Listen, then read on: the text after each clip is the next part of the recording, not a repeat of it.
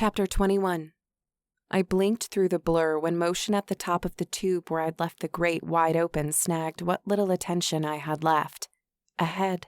A person. I threw up my arm, but only in my mind. It didn't answer my call. "Tess!"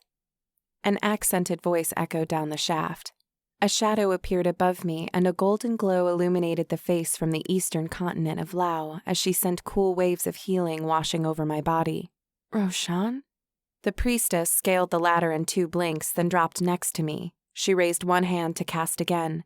The world zoomed into focus as the second wave of coolness rolled over my flesh. As the pain subsided, consciousness fired up my mind. Roshan stood with her hands on her hips, staring down at me. "Perhaps you'd like to tell me what you're doing down here." She glanced down the corridor in the opposite direction from which I'd come, and something in the twisted expression when she returned her gaze to me made me wish I'd just died. She grabbed the collar of my robe, turned, then dragged me with her. "Roshan, stop talking, you stupid girl." She yanked me forward when my pace slowed. We reached the crossway in the tunnel, and she turned toward the secret door as if she'd been there 1,000 times. At the dead end, she pushed through the wall like it wasn't there. But when we reached the door at the other end of the hallway, it refused to give. She turned and thrust out a hand. "Give it to me." "Give what?" The lids of one eye squinted so it almost closed. "You deny you have a key?" "I don't have a key. The goddess is displeased at your deception. You have lost 5 light points. Note: your light disposition affects how others feel when within your aura of influence. Current disposition, neutral. Current rank, light, -10, -250. Next threshold, untrusted." Roshan stepped back. "Raise your arms for inspection." Recollections of Johan putting his hands where they didn't belong sent a wave of repulsion over me. Then I shook my head and stepped back. "Don't touch me."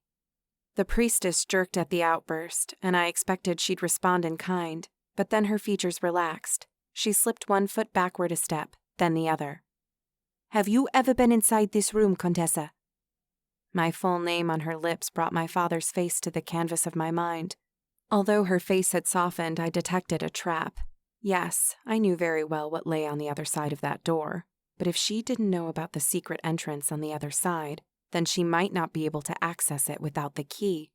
Maybe I could sneak in for the remaining tomes later, whisk them away. "Idiot, there's a troll in the cave.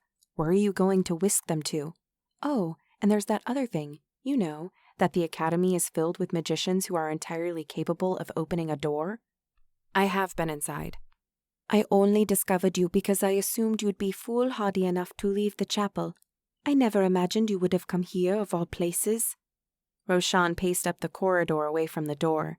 This time, she didn't drag me along. I glanced at the door, at her back, then followed. Roshan led me in silence until we reached the ladder, then she climbed without looking back. Halfway up, I wondered if she'd close the grate and be done with me. But she stepped up, turned, stooped, then offered a hand. After just a moment's hesitation, I grasped it. She tugged gently until I stood upright above. The priestess set her forefinger and thumb beneath my chin and leaned close. "Did you feel a chill when you entered that room?" Hadn't Shobana, Johan, and Elrin each sensed a chill where I sensed warmth? Had my suspicions that my shadow affinity caused the sensation been correct? Would revealing that now reveal my deception in choosing the School of Light and further cause Roshan not to trust me? Well, you haven't trusted her. You haven't trusted anyone. You've let a dead man's voice dictate. My inner voice stopped abruptly as I coughed a sob. Tears filled my eyes as images of my dying father, my struggle in the snow, Shabana's betrayal, the fight with Johan all came flooding in. Roshan dropped her hand from my chin, then wrapped both arms around me.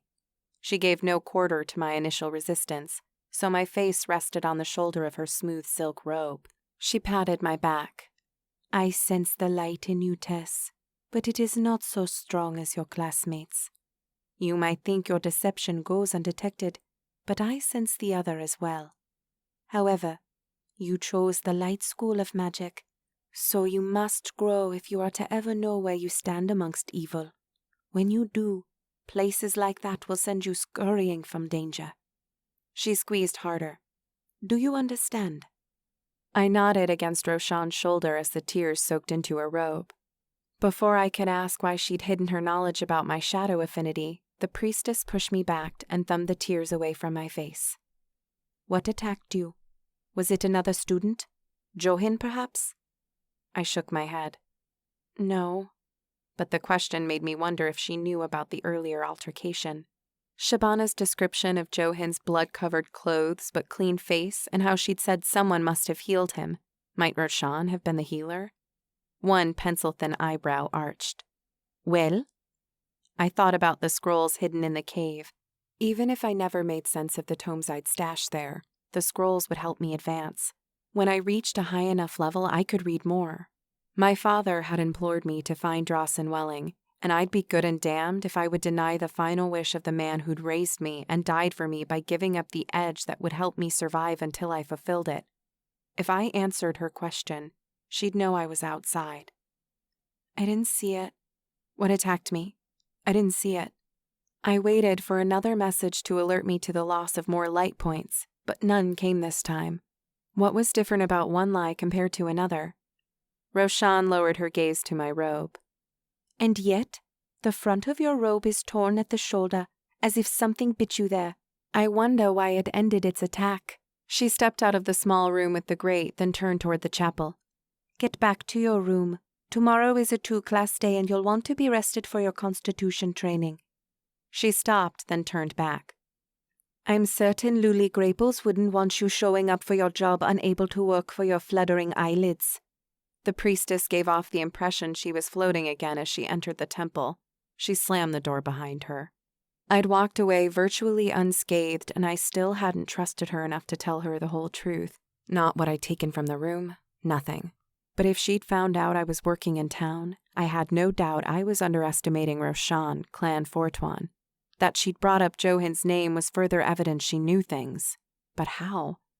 Johin didn't strike me as the kind to confide in the resident priestess, but how many times had my father warned me that people filled with religious fervor did crazy things? Maybe he'd been raised in a more pious home than I. But when considering my lack of exposure to the world now sweeping me up, I had nothing to compare. Piety might motivate everyone surrounding me, and whether I liked him or not, Johin was a student of the light school. I shook my head. No way. Johin was a scythe waiting to slice the head off the first to cross him. He was worthy of the most critical eye, and I would keep mine upon him. I pushed through the back door, then my sandals clapped on the cobblestones. The field in the distance was empty of demons and other beings, but I still saw the glowing embers of my father's murderer's eyes shining bright as they had when viewed from the windows of my dorm. I will burn you into oblivion if the deed is my last, demon. Just for good measure, I checked over each shoulder. Then a chill siphoned through my spine. As I faced front again, a voice crept to me in the darkness. There's the tough girl. Gah! I slapped a hand to my chest. The outline of a figure lurked in the shadows at the bottom of the stairs leading up to the door. I squinted, then renewed my inner illumination spell. Johin's features became clear. I started for the stairs. I'm not going to chase you, but you'll want to hear what I have to say. I stopped with my hand on the door latch. Will I? He set the flat of one foot against the wall and gazed straight ahead in the direction of the field. I'll keep it simple for you. If you give me back the key, I'll keep your conduct violation to myself, and you won't have any more trouble from Elrin and me. And yet you already told Roshan. She healed you. Although I'd rolled the dice about my earlier theory, Johin didn't lend the pleasure of a reply. A single index finger shot up, but he still didn't look at me. This is a one-time opportunity. The owner of that key is going to come for it, and when I tell him you stole it, well, he might just decide it's not worth the risk, having so many people who know about that room. So, you choose. Give me the key, or face your maker. But I didn't steal it. I sounded like a petulant child. I needed to stop doing that. He won't know that. He finally turned and craned his neck to peer up at me. I can suffer your little moment of victory without being driven by revenge, but I can't tolerate your disrespect. The nerve. My disrespect? I shoved a finger to my chest. My disrespect? He nodded curtly. You refused to return the key when asked. Maybe if you truly understood who my father was, you wouldn't have behaved so, and we wouldn't have had this problem. But it's too late to worry about that little detail. Give me the key, and all is forgotten. Entitled no good, dirty little Then the twit held his hand out, palm up. He cocked an eyebrow for good measure. I could handle shoeing a horse whose instincts might bring it to kick me in the head. Baling hay until my back throbbed? No problem. Sitting in the barn knowing how much work there is to do. But facing a torrential downpour barely made its mark on my patience. But in that moment, standing on those stairs, I realized there was a single thing beneath Solara's heavenly gaze I could not tolerate. And that was a bully. I'd have sooner taken the beating of my life than to give that buffoon anything. I leaned over the edge of the stairs from above and cast a stony gaze. I threw your key into the field outside the walls. If you want it, go find it. Again, I watched for system messages about the lie, but none came. Oh, and one small thing. If you ever come near me again, I'm going to beat you a lot worse. An expulsion be damned next time you make me lay my hands on you. That brought his head around. His stony expression faltered, but then he returned to his distant gaze, facing front. You push too far. I marched up the narrow dormitory and into the library. The pace of my hard soles drew glances from the few sitting at the long tables, as well as from a woman with long gray hair running her fingers along the bindings of one of the stacked shelves in the rear. But the figure who drew my attention sat behind the desk in the center. When his head came up, we made the briefest eye contact. In that short moment, his eyes winked, then flashed red. What is that? A strange warm burst of energy ran from the base of my neck to the bottom of my spine. When I risked a second glance over my shoulder, I found the man had risen and set his hands on the desk. He glared as if I'd offended in the worst of ways. I shoved through the door to the second dormitories, then mounted the spiral stairs leading to my room. When I arrived, Shabana's door opened. I never heard a latch and assumed she'd been listening for me. Tess? In the wake of the interactions with Johan and the man in the library, I found the strange resonance of her Michonne accent comforting, if only for its familiarity. My shoulders dropped. Yes, Shabana? Someone has cut my bed into shreds and strewn about the stuffing. My eyelids narrowed and my lips pinched into a wrinkly O, as if I'd tasted something sour. You jest. When she didn't answer, I turned to find her shaking her head. Our first day, Shabana. I flipped my hands over. Our first day. I know, and I'm sorry. I raised 2 fingers mashed together and they darted toward her. No, don't apologize again, especially not over someone shredding your bed. Have you reported this? She shook her head again.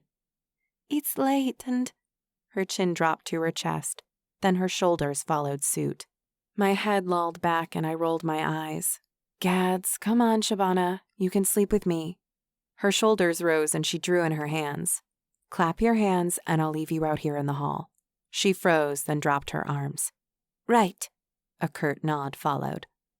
Michonne ran warm. While having a body next to me in bed waylaid some of my anxiety over the day's events, I kept having to kick the wool blanket off until the sweat evaporated and I was cold again. Wake hot, returned to slumber freezing. Sleep came a few hours before dawn, then I rose to rustling sounds. Shabana wore a fresh outfit, and her sandal straps were wrapped to her ankles. One end of her staff rose over her right shoulder. Good morning. I rolled away and yanked the blanket over my head. She shook my hip. No, go away. My eyelids glued themselves shut. Class in 20. I let you sleep, but it's time to get up. You're already missing morning meal. I whipped the blanket down and shot halfway up. Hair hung in front of my eyes. Though my window faced northish, the morning light was bright, and I blinked against the harsh glare. Fine. The events of the night before streamed through my mind. Johan's shadowed face outside the dorms. He'd waited for me there even though he couldn't have known I'd be coming. The strange man with the shining bald head surrounded by a ewe of wiry gray hair. Then Roshan and the array of emotions expressed in her words and facial contortions as the untruths flowed from my lips. You are digging holes all around you, girl. Keep it up and you're bound to fall into one. How many people would you have shovel the dirt over you? Shabana stepped into the hallway while I dressed and tied my hair back into a ponytail. With those bits of business done, I turned my gaze to the dresser. I retrieved the key, then slipped it into the pocket of my exercise clothes, which I planned to wear until I could mend the tear in my robe. I needed to save the outfit Roshan had gifted me for work with Luli. We descended the spiral staircase. My steps proved timid when compared to the agile Michonne's, then strolled toward our classes. Shabana had chosen weaving for her elective class, and I'd decided on carpentry for combatants. All the elective classes were held in the same building, so we'd get our first look at the students who practice shadow magic. The idea of seeing them for the first time elicited a pulsing excitement in my temples. It faded when we crossed a side hallway and I spied the man from the library the night before, the one whose eyes had flashed red as he scowled. My stride faltered and Shabana followed my gaze to the hallway. The man wore a flowing black robe that shone in the skylight. He spoke with a much shorter woman whose hair was pulled into a bun, but his body blocked her face from view. When he turned and spotted us, I saw it was Magister Lyra to whom he spoke. She flashed a smile, and I forced one in return, but my attention quickly returned to the balding man. His intense stare bore into me. I hurried toward my class, away from his weighty gaze. "Who is that talking to Magister Lyra?" I asked Shabana. "You really should make a habit of analyzing people. I think he's an instructor for the Shadow School. The black robe is a dead giveaway." "Yes, that and the way his eyes flash red when he analyzes me." "Do they? I don't know about you, but some shadow people give me the chills." I wasn't sure I wanted to go deep into this topic with Shabana. She'd apologized, and on one level I understood why she'd done what she did in the scryer's study. The need to belong when one felt alone in the world was a familiar sentiment. Trust no one. I cursed to myself. If I continued to trust no one, I would continue to have no allies. If my first day at the academy taught me anything, it was that I needed every friend I could get. Roshan gives me the impression that's common among light casters, as if they have some sense of the presence of darkness. Shabana shook her head. "But I have it on good authority that shadow magic does not equate to darkness. The Lady of the Foul Burrow is steeped in shadow affinity." The Michonne tapped her lip. "Then again, she has a past in this university about which many secrets are kept. Maybe you know more than I after all." "I'm sure we'll find out soon enough. But I want to know why that man looks at me the way he does." Shabana stopped. "Wait, how many times have you caught him looking your way?"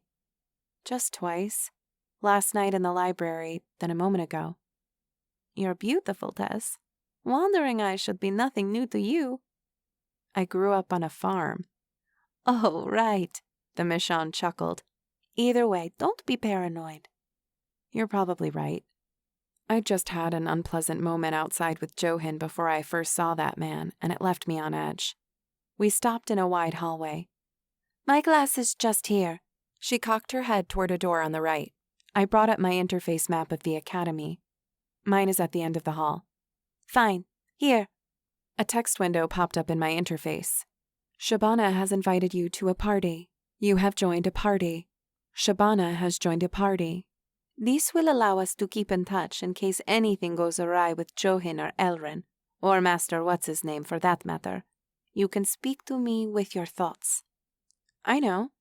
My father and I shared a party chat, except when he went to trade and left the maximum range."